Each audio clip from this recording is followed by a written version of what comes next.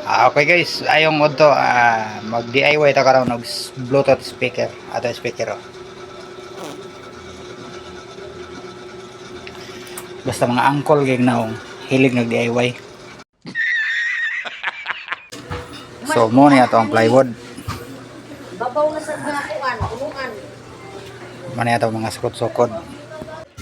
So mo ni mga tirada sa mga angkol na ginabas-gabas at nilalagari natin.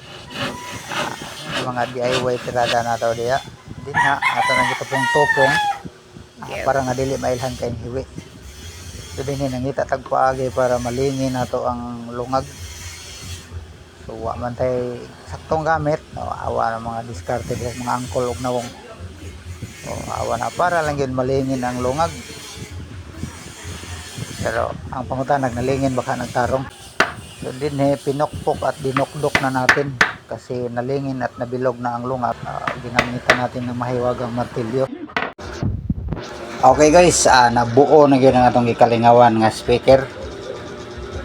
So mo na ato ang mga pinasagad style, mga pinasagad tirada. Kanang amplifier dugay-dugay na D10 amplifier na siya. Gikan gyapon sa TikTok.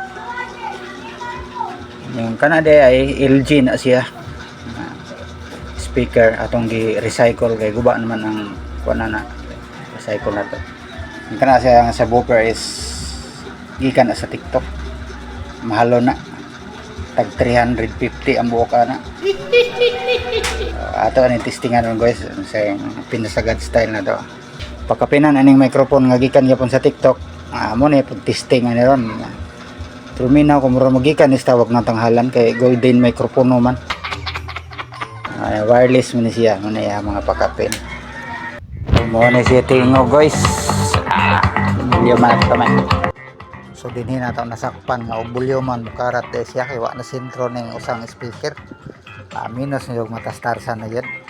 So mo to atong gimanoy obra para nga maulian siya. Okay ra, makasayaw ra gyapon ganing makainom kag kulapo.